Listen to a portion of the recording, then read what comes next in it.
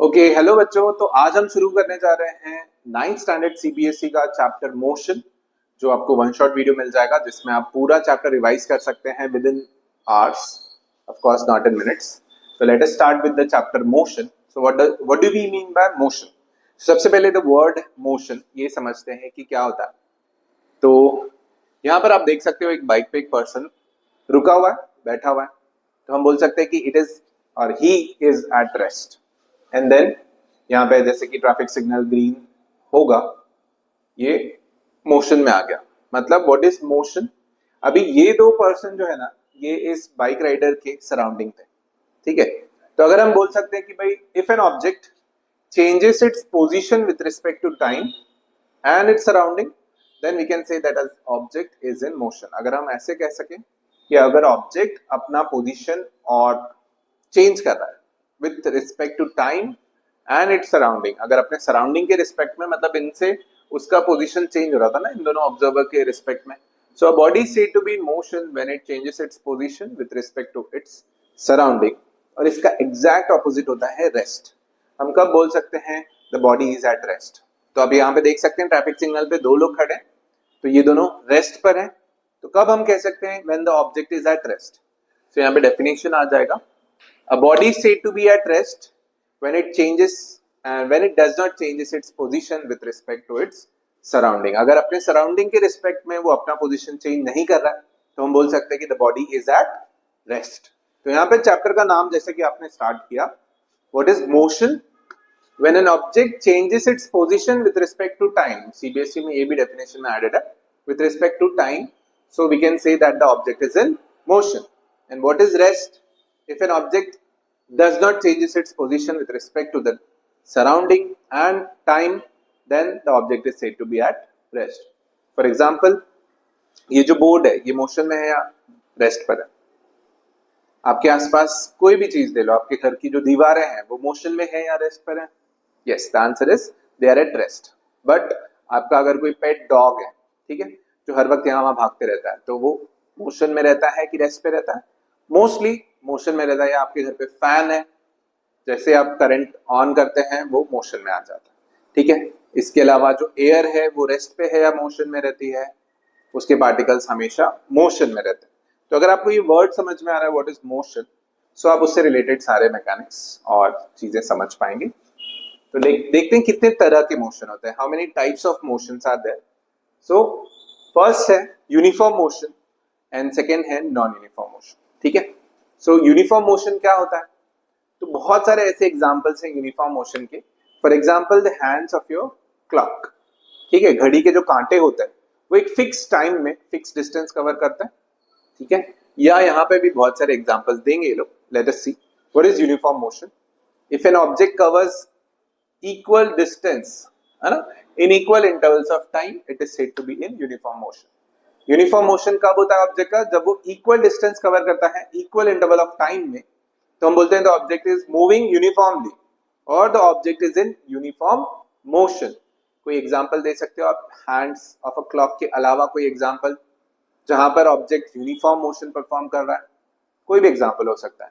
For example you can say a car moving with a constant velocity of 50 kilometre per hour on a straight, है ना, empty road, highway, ठीक है। तो ये भी एक एग्जांपल हो सकता है यूनिफॉर्म मोशन का, और ऐसे बहुत सारे एग्जांपल्स आप दे सकते हैं। आप बताओ मुझे, अगर a vehicle moving on a very crowded street, will it be able to perform uniform motion, और उसका डिस्टेंस जो है पर यूनिट टाइम चेंज होता रहेगा?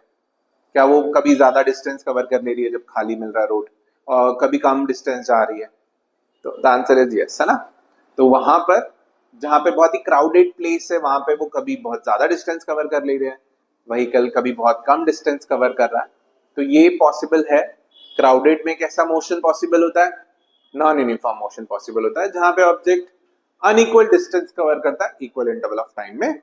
और यहाँ पर यूनिफॉर्म मोशन क्या होता है? जब ऑब्जेक्ट इक्वल डिस्टेंस कवर करता है इक्वल इंटरवल ऑफ टाइम में, तो हम बोलते हैं the object is performing uniform motion, ठीक है। सेकेंड आ जाता है नॉन यूनिफॉर्म मोशन। यहाँ पे उसका डिस्टिंग्विशिंग पॉइंट क्या है? A body is said to be in non uniform motion when it covers unequal distance in equal interval of time. मतलब टाइम इंटरवल 1 सेकंड का गैप ले लो आप, यहाँ पे अगर कोई ऑब्जेक्ट 1 सेकेंड में 2 मीटर्स जा रहा था, नेक्स्ट 1 सेकेंड में 2 मीटर्स, अगले 1 सेकेंड में 2 मीटर्स, मतलब एवरी 1 सेकेंड वो 2 मीटर्स जा रहा है। तो अगर वो इक्वल डिस्टेंस कवर कर रहा है इक्वल इंटरवल ऑफ टाइम में एवरी 1 सेकेंड, तो हम बोल रहे हैं कि हाँ यूनिफॉर्म मोशन है। ठीक है, यहाँ पर वो एवरी 1 सेकेंड में, एवरी 1 सेकेंड मतलब टाइम इंटरवल तो इक्वल है ना, बट यहाँ पे क्या अलग है, यहाँ पे जो चीज अलग है वो है डिस्टेंस। तो डिस्टेंस यहाँ पे अगर फर्स्ट 1 सेकेंड में वो 5 मीटर गया, अगले 1 सेकेंड में वो 2 मीटर गया, तीसरे 1 सेकेंड में वो 7 मीटर्स गया, सो एवरी 1 सेकेंड में it is changing its velocity. ठीक है, ऐसे मोशन को हम एक्सेलरेटेड मोशन भी बोलते हैं। तो यहाँ पर एक नॉन यूनिफॉर्म मोशन जो कि ऑल्सो इन एक्सेलरेटेड मोशन होता है, उसका एग्जाम्पल यहाँ पे दिया हुआ है। नेक्स्ट आ जाता है यहाँ पे, क्या है वो कि non uniform motion, uniform motion का जो डिस्टेंस टाइम ग्राफ होता है ना वो स्ट्रेट लाइन होता है। मतलब अगर आप एक्स एक्सिस पे डिस्टेंस ले लें और वाई एक्सिस पे टाइम ले लें या वाइस वर्सा, तो इनका जो ग्राफ बनेगा वो एक स्ट्रेट प्रोग्रेसिव ग्राफ दिखेगा, स्ट्रेट लाइन का। और ये स्ट्रेट लाइन ही इंडिकेटर है कि ये ग्राफ जो है वो शो कर रहा है यूनिफॉर्म मोशन। तो नॉन यूनिफॉर्म मोशन का ग्राफ कैसा रहेगा sir? So non uniform motion का graph it could have any shape, कोई भी shape except a straight line. अगर आप देख रहे हैं तो ग्राफ से भी देख के आप बता सकते हैं कि टाइप्स ऑफ मोशन कैसा है वो, अगर वो यूनिफॉर्म मोशन है या नॉन यूनिफॉर्म मोशन है। ठीक है, तो यहाँ पे distance time graph is a curved line, it could have any curve. ठीक है, सिग्मा कर्व या कोई भी कर्व हो सकता है वो। नेक्स्ट आ जाता है कि यूनिफॉर्म मोशन में एक्सेलरेशन जीरो होता है। सो what do you mean by acceleration? The rate of change of velocity, जिस रेट से वेलोसिटी चेंज होती है उसको एक्सेलरेशन बोलते हैं, है ना। Change in velocity is acceleration. यहाँ पे आप देख रहे हो कि यूनिफॉर्म मोशन है, ऑब्जेक्ट पर सेकेंड सेम डिस्टेंस कवर कर रहा है, हर सेकेंड सेम डिस्टेंस कवर कर रहा है, मतलब वेलोसिटी में तो कोई चेंज आ ही नहीं रहा है, सेम स्पीड में जा रहा है। तो अगर कोई वेलोसिटी में चेंज ही नहीं आ रहा है, दैट मीन्स एक्सेलरेशन भी कुछ भी नहीं हो रहा है। तो यहाँ पे एक्सेलरेशन भी जीरो रहेगा। तो ऑफ कोर्स यहाँ पे कैसा मोशन रहेगा, ये एक एक्सेलरेटेड मोशन रहेगा। यहाँ पर एक्सेलरेशन होगा and we know that acceleration is change in velocity, it could increase. तो पॉजिटिव एक्सेलरेशन, वेलोसिटी डिक्रीज होता है। नेगेटिव एक्सेलरेशन, वेलोसिटी डिक्रीज होता है, इसको रिटार्डेशन भी कहते हैं। ठीक है, नेगेटिव एक्सेलरेशन रिटार्डेशन भी कहते हैं। या तीसरा वर्ड है सेम चीज के लिए डिसेलेरेशन। तो deceleration is negative acceleration, positive acceleration भी होता है अगर वेलोसिटी हमारी बढ़ रही हो। For example vehicle at rest, रुकी हुई गाड़ी है, 0 मीटर पर सेकेंड वेलोसिटी, अगले सेकेंड उसने अपनी वेलोसिटी इंक्रीज की तो उसकी वेलोसिटी 2 मीटर पर सेकेंड होगी। अगले सेकेंड उसकी वेलोसिटी और इंक्रीज की, उसने एक्सेलरेटर और ऊपर किया तो फिर वेलोसिटी 4 मीटर पर सेकेंड, 6 मीटर पर सेकेंड, 8 मीटर पर सेकेंड। एवरी सेकेंड वेलोसिटी बढ़ रही है ना। If velocity is increasing it is positive acceleration and if velocity is decreasing it is negative acceleration. तो ये डिस्टिंग्विशिंग पॉइंट भी है जो कि एग्जाम में डिस्टिंग्विश के लिए आ सकता है, distinguish between uniform motion, non uniform motion. तो पहला पॉइंट हमेशा डेफिनेशन लिखना रहता है, डेफिनेशन लिखने के बाद आप उसके बाकी फीचर्स भी बता दो। तो यहाँ पर छोटे छोटे पॉइंट्स हैं एकदम। अगला पॉइंट क्या है, एग्जाम्पल दे दिया, तो 4 पॉइंट हो गया, तो 2 मार्क्स वाले क्वेश्चन में ये परफेक्ट हो जाता है। लास्ट पॉइंट जो है, एग्जाम्पल दे दिया कि a car moving on a straight road with a constant velocity, एक कार जो कि एक स्ट्रेट रोड पे घूम रही है with a constant velocity, that is uniform acceleration. And next is a ball drop from a roof of a tall building, एक बहुत ऊंची बिल्डिंग से अगर हमने बॉल ड्रॉप किया तो फिर क्या हो रहा है, देखो इसमें जैसे हमने रिलीज किया तब तो उसकी वेलोसिटी 0 थी ना, जब हमारे हाथ में बॉल था तो उसकी इनिशियल वेलोसिटी 0 थी। जैसे हमने रिलीज किया तो बिकॉज ऑफ ग्रेविटी, ठीक है, ग्रेविटी की वजह से क्या होगा, धीरे धीरे जैसे वो नीचे जाएगा ना उसकी वेलोसिटी बढ़ते जाएगी। जब वेलोसिटी बढ़ रही है मतलब क्या हो रहा है, देयर इज एक्सेलरेशन। जब भी चेंज इन वेलोसिटी हो रही है तो इसी को एक्सेलरेशन कहते हैं। तो यहाँ पे जब हम बॉल रिलीज कर रहे हैं हाथ से तो जैसे जैसे वो नीचे जाते जाएगा उसकी वेलोसिटी है ना बढ़ते ही जाएगी। तो ये एक एग्जांपल हो सकता है फॉर नॉन यूनिफॉर्म मोशन। ठीक है, नेक्स्ट टॉपिक आ जाता है जो आउट ऑफ सिलेबस है, बट एकदम जनरल बात है कि फिजिकल क्वांटिटीज क्या होती है। ठीक है, बिकॉज आप फिजिक्स में पढ़ रहे हो तो फिजिक्स में भी डील विद फिजिकल क्वांटिटीज, तो वो सब आपको पता रहनी चाहिए कि क्या होती है फिजिकल क्वांटिटी। ठीक है, तो ऐसी कोई भी quantity which can be measured, ऐसी कोई भी चीज जिसको आप नाप सके, उसका अमाउंट क्वांटिटी बता सके किसी यूनिट की मदद से, तो उसको हम फिजिकल क्वांटिटी कहते हैं। ठीक है, फिजिकल क्वांटिटी क्या होता है? ऐसी कोई भी चीज विच कैन बी मेजर्ड। ठीक है, example, can you measure the mass of an object? The answer is yes, we can measure the mass. Can you measure the distance you travel today? Yes, you can measure the distance traveled today. So all these things which can be measured is called as a physical quantity. वो हर चीज जिसको हम नाप सके उसको हम physical quantity कहेंगे। But can you measure the anger? ठीक है, या फिर क्या आप हैप्पीनेस मेजर कर सकते कि आज मैं 5 किलोमीटर खुश था, या मैं आज 10 लीटर की खुशी हुई मुझे?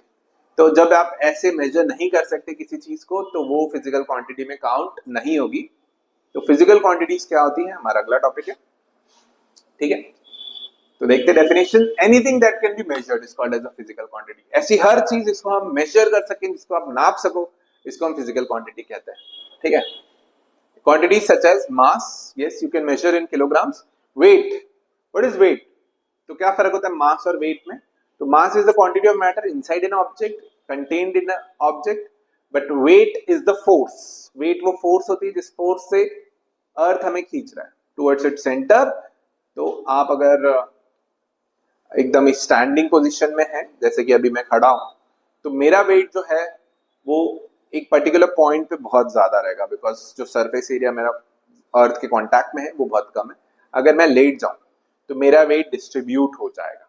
ठीक है, मेरे लेग्स अलग फोर्स अप्लाई करेंगे, है ना, जमीन पे, मेरी बॉडी अलग फोर्स अप्लाई करेगी, मेरा हेड अलग फोर्स अप्लाई करेगा। बट इन दिस पोजिशन मेरे हेड, मेरी बॉडी, मेरे लेग्स, सबका जो मास है सब एक ही डायरेक्शन में फोर्स अप्लाई कर रहे हैं, तो मेरा वेट थोड़ा ज्यादा फील होगा अर्थ पे। ठीक है, ऑल्दो मेरा मास चेंज नहीं होगा, चाहे मैं खड़े रहूं चाहे मैं लेट जाऊं, मेरे अंदर ब्लड, बोन्स, वाटर कंटेंट, ये सब कांस्टेंट रहने वाला है, चाहे मैं खड़े रहूं चाहे लेट जाऊं। मतलब मेरे बॉडी का मास सेम रहने वाला है, बट मेरे बॉडी का वेट चेंज हो सकता है। ठीक है, तो ये एक फोर्स होती है वेट, इसीलिए इसको हम न्यूटन्स में मेजर करते हैं। Weight is measured in newtons. फिर आ जाता है distance. So what is distance? Distance दो पॉइंट के बीच में आप जो एक्चुअल पाथ ट्रैवल करते हो उसकी लेंथ को हम डिस्टेंस कहते हैं। फॉर एग्जाम्पल, यहां से मैं अपने घर तक जाने के लिए बहुत सारे लेफ्ट राइट लूंगा, ठीक है, सीढ़ियां चढ़ूंगा, सीढ़ियां उतरूंगा, तो ये जो एग्जैक्ट लेंथ होगा उसी को हम डिस्टेंस बोलेंगे। तो I can measure that in metres, in kilometres, whatever. तो it can be measured, hence it is a physical quantity. Speed I can measure कि मैं पर सेकंड कितना मीटर जा रहा हूं, दैट इज स्पीड। मैं एवरी सेकंड कितना दूर जा रहा हूं, that is my speed. If I am going 5 metre in every second, my speed is 5 metre per second. अगर मैं 10 मीटर जा रहा हूं एक सेकंड में, मेरी स्पीड है 10 मीटर पर सेकंड। 1 ही मीटर जा रहा हूं, मेरी स्पीड है 1 metre per second. So what is speed? Basically कि आप एक सेकंड में कितना दूर जा रहे हो, that is called as speed, जिसको आप metre per second, kilometre per hour, बहुत सारे यूनिट्स में मेजर कर सकते हो। Can you measure temperature? Whenever you get a fever, तो एक थर्मामीटर आपके टंग के नीचे या आपके आर्मपिट्स में रखे जाते हैं और एक रीडिंग लिख के आ जाती है। ठीक है, ठीक है, 104, 103 डिग्री फ़ारेनहाइट्स। तो वो मेजर कर सकते हैं हम हमारी बॉडी का टेम्परेचर, जिससे हमारे बॉडी में हमें समझ में आता है कि क्या चेंजेस हो रहा है। Next, can you measure the volume? ठीक है, ये वाला वॉल्यूम नहीं, जिस वॉल्यूम में मैं बोल रहा हूँ वो वाला वॉल्यूम की बात नहीं हो रही है यहाँ पे। वो भी मेजर कर सकते हैं डेसिबल्स में, बट यहाँ पे हम वॉल्यूम की बात कर रहे हैं जो कि स्पेस होता है, इनसाइड द कंटेनर जो स्पेस होता है। फॉर एग्जाम्पल, एक मेरे पास स्क्वायर का क्यूब है, एक क्यूब है मेरे पास, और उसके अंदर जितनी भी स्पेस रहेगी that can be measured in terms of its volume. या क्यूबॉइड है, उसका मैं अंदर की जगह मेजर कर सकता हूँ, कितना लीटर उसमें पानी आएगा। जैसे स्विमिंग पूल है बड़ा सा मेरे पास, उसमें कितना पानी आ सकता है, आई can major without measuring the water. Simply मुझे क्या पता होना चाहिए? स्विमिंग पूल का लेंथ, ब्रेड्थ, हाइट पता रहेगा, तो मैं सब मेजर कर सकता हूँ। ठीक है, फिजिकल क्वांटिटी समझ गया आपको, ये बाहर का था, है ना, बट ये चैप्टर में नहीं दिया, बट अगर आपको चैप्टर समझना है तो ये तो पता होना चाहिए। ठीक है, दैट इज हमने इसको हमारे पीपीटीज में, है ना, इन्वॉल्व किया। तो टाइप्स ऑफ फिजिकल क्वांटिटी, अभी फिजिकल क्वांटिटी भी दो तरह की होती है। ठीक है, फिजिकल क्वांटिटी भी दो तरह की होती है, एक होती है स्केलर क्वांटिटी, ठीक है, दूसरी होती है वेक्टर क्वांटिटी। एक स्केलर, वेक्टर, क्या फर्क है दोनों में? Scalar, vector. तो ऐसी कोई भी फिजिकल क्वांटिटी जिसको पूरी तरह से डिस्क्राइब करने के लिए मुझे सिर्फ और सिर्फ, ठीक है, उसका मैग्नीट्यूड बताना पड़े। क्या बताना पड़े? मैग्नीट्यूड बताना पड़े, और मुझे उस फिजिकल क्वांटिटी के बारे में सारी जानकारी मिल गई, कंप्लीट इंफॉर्मेशन मिल गया। ऐसे फिजिकल क्वांटिटी को जो सिर्फ मैग्नीट्यूड से भी पूरी तरह से बताई जा सकती है, उसको हम क्या कहते हैं? स्केलर क्वांटिटी कहते हैं। क्या कहते हैं? Scalar quantity which can be describe with help of only magnitude, उसको स्केलर क्वांटिटी कहते हैं। और ऐसी फिजिकल क्वांटिटी जिसको मेजर करने के लिए मुझे दोनों चीजें बतानी पड़े, मतलब मैग्नीट्यूड भी बताना पड़े और डायरेक्शन भी बताना पड़े, तो that can be called as a vector quantity. ठीक है, इसके एग्जांपल्स देता हूं मैं, आप फटाफट समझ जाएंगे। एग्जांपल, मुझे अगर किसी ने पूछा टाइम क्या हो रहा है, मैंने सिंपली देखा, बोला अरे इट्स 10 PM। ठीक है, तो मैंने 10 एक न्यूमेरिकल वैल्यू बताई और PM मैंने उसका ना यूनिट भी बता दिया कि चलो ये शाम के 10 बज रहे हैं या सुबह के 10 बज रहे हैं। ठीक है, या फिर डायरेक्टली मैंने बोल दिया कि 22 आवर्स, 2200 आवर्स, तो ये मैंने रात के 10 बजे का इंफॉर्मेशन दे दिया। तो यहां पर जब कोई फिजिकल क्वांटिटी को एक्सप्लेन करने के लिए मुझे सिर्फ मैग्नीट्यूड बताना पड़ा। मैग्नीट्यूड क्या होता है?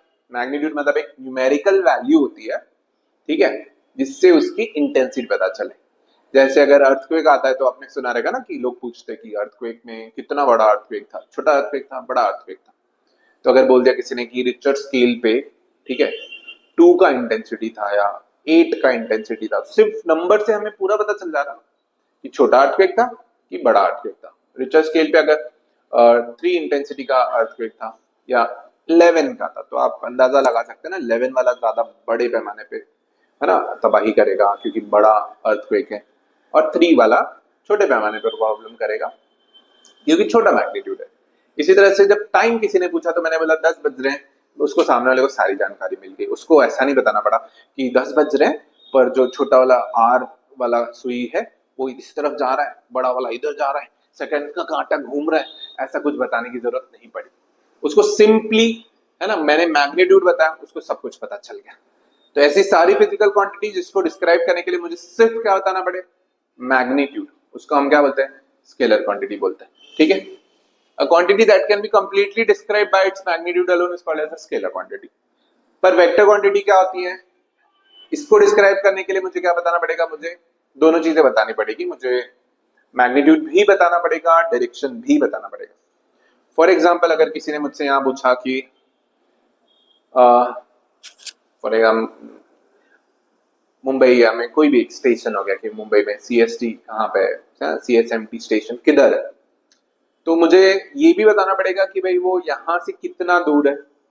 तो मैं ये बोलूंगा कि वो 20 किलोमीटर, ठीक है, टुवर्ड्स दिस साइड है। या अगर आपसे किसी ने बहुत ही नियर बाय लोकेशन ही पूछ दिया कि यार ये सो एंड सो बिल्डिंग किधर है, तो आप क्या बोल सकते हो उसको बताते वक्त? आप बोल सकते अरे इस तरफ है 1 किलोमीटर की दूरी पे, या इस तरफ है बस 500 मीटर चले जाओ। तो यहाँ पे आपने सिर्फ ऐसे बोले। आपसे किसी ने पूछा कि ये सो एंड सो बिल्डिंग किधर है, आपने बोला 500 मीटर्स की दूरी पे है, तो क्या उसको पता चल गया कि किस तरफ जाना है? चारों दिशाओं में चला जाएगा क्या वो? नहीं, उसको आपको डायरेक्शन भी स्पेसिफाई करना पड़ेगा कि किस तरफ जाना है।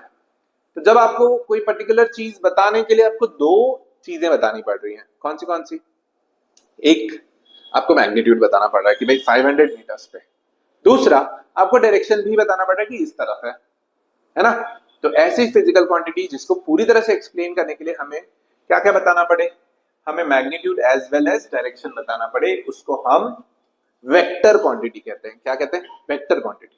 ठीक है, एग्जांपल्स दे देते हैं स्केलर क्वांटिटीज का। टाइम हो गया, मास हो गया, यहाँ पे एग्जांपल्स क्या है?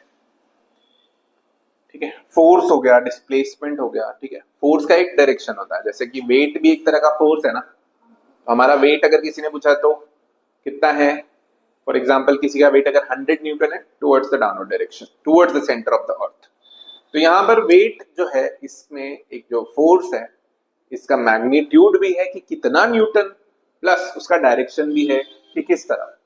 तो जब किसी चीज को डिस्क्राइब करने के लिए हमें 2 चीजें बतानी पड़े, that is magnitude as well as direction, तो हम उसको क्या कहते हैं? Vector quantity. तो आई होप आप सबको स्केलर और वेक्टर के बीच का फर्क समझ में आ गया रहेगा। Now will move on to the next topic, जो कि है स्टैंडर्डाइज्ड मेजरमेंट। स्टैंडर्डाइज्ड मेजरमेंट मतलब यहां पर अगर हम सारी फिजिकल क्वांटिटीज को एक सिंगल स्टैंडर्ड यूनिट में रखेंगे ना, तो हमारे कैलकुलेशंस बहुत इजी हो जाता है, ठीक है, और बहुत टाइम सेविंग हो जाता है। फॉर एग्जांपल अगर कहीं पर किसी ने कोई न्यूमेरिकल आया जिसमें कोई मास दिया था, वो ग्राम्स में मिलीग्राम्स में दिया था, ठीक है, कोई पर्सन उसे मिलीग्राम्स में कैलकुलेट कर रहा है और किसी दूसरे प्लेस पे वो सेम न्यूमेरिकल दिया था बट वहां पे मास किलोग्राम्स में दिया था, तो कोई पर्सन उसको किलोग्राम में कैलकुलेट कर रहा है, दोनों के आंसर बहुत डिफरेंट आएंगे, ठीक है सेम चीज बट आंसर्स बहुत डिफरेंट आएंगे। तो सबके आंसर्स भी कांस्टेंट आए, सबके आंसर्स भी सेम आए, इसीलिए स्टैंडर्डाइज्ड यूनिट्स ऑफ मेजरमेंट्स होते हैं।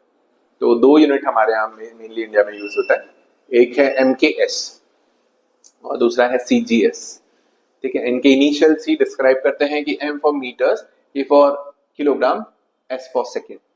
बेसिकली ये डिस्टेंस, मास और टाइम को डिनोट करते हैं, ठीक है।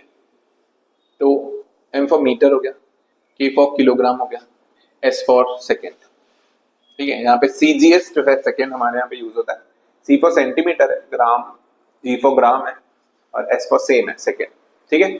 अब आप बताइए यहाँ पे हम मीटर्स में क्या क्या मेजर करते हैं। आप हाइट मेजर करते हो मीटर्स में, ठीक है, लेंथ मेजर करते हो, डिस्टेंस मेजर करते हो, किलोग्राम में आप मास मेजर करते हो और सेकेंड्स में आप टाइम मेजर करते हो। सेम यहाँ पे सेम है, सेंटीमीटर्स में भी हम हाइट मेजर कर सकते हैं, लेंथ, डिस्टेंस सब मेजर कर सकते हैं ना, मास, टाइम, ठीक है। समझी बात यहाँ पे। तो यहाँ पे हमारा नेक्स्ट टॉपिक भी खत्म होता है, ठीक है। समझी बात यहाँ पे।